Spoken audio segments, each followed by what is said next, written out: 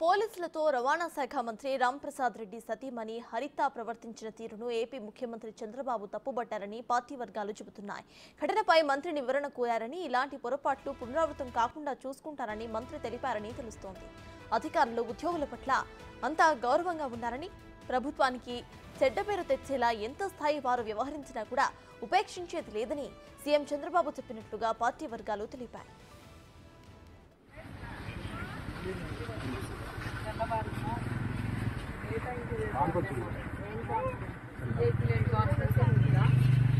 వచ్చాననుకున్నావా? డ్యూటీలో రావాలని చెప్పి యూనిఫామ్ కూడా లేదా మీకు? దేనికి సారీ? ఏంటి పొరపాటు? గవర్నమెంటే కదా ఇస్తుండే జీతము. వైసీపీ వాళ్ళు ఏమైనా ఇచ్చారా? మరి డ్యూటీ చేస్తున్నారా లేకపోతే ఏమన్నా? మీకోసం అర్ధగంట నుంచి వెయిట్ చేస్తాము.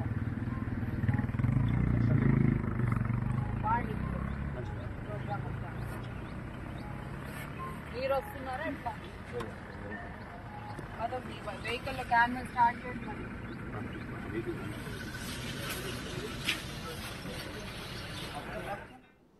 ఇదే విషయంపై పూర్తి డీటెయిల్స్ మా ప్రతినిధి మల్లికార్జున్ అందిస్తారు. మల్లికార్జున్, చెప్పండి, ఇటు పోలీసులతో రవాణా శాఖ మంత్రి రాంప్రసాద్ రెడ్డి సతీమణి హరిత ఏ విధంగా ప్రవర్తించారు? ప్రెజెంట్ ఇప్పుడే మనం విజువల్స్ లో చూసాము. అయితే దీనిపై చంద్రబాబు సీరియస్ గా రియాక్ట్ అయినట్లు కూడా తెలుస్తోంది. ప్రెజెంట్ అప్డేట్స్ ఏంటి?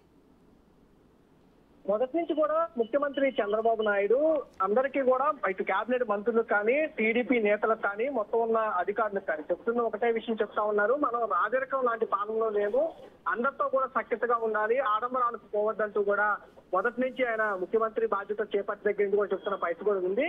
కానీ ఇక్కడ దానికి కొంచెం భిన్నంగానే మంత్రి భార్య వ్యవహరించారు. దాన్ని చంద్రబాబు చాలా సీరియస్ గానే తీసుకున్నారు. దానికి ఆయన మండిపడుతూ కూడా మంత్రిని వివరణ కూడా కోరటం కూడా జరిగింది.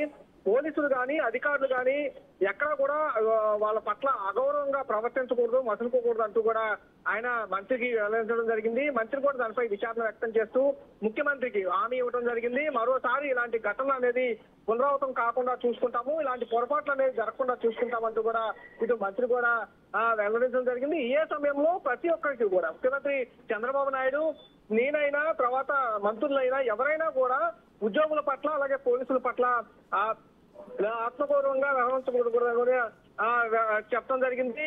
ప్రతి ఒక్కరూ కూడా మన ఉద్యోగ బాధ్యతలు నిర్వర్తిస్తూ ఉంటారు కాబట్టి ఇది రాచరికం కాదు, కాబట్టి మనం రాజులు కాదు, కాబట్టి మనము సామాన్య మనుషులుగానే ట్రీట్ చేయాలి, ఆడంబరాలకు చాలా దూరంగా ఉండాలి అంటూ కూడా ఆయన వ్యక్తం చేయడం జరిగింది. అంతేకాకుండా ఈ ఘటనపై కూడా చాలా సీరియస్ గా ఆయన స్పందించడం జరిగింది. Right, thank you Mallikarjun.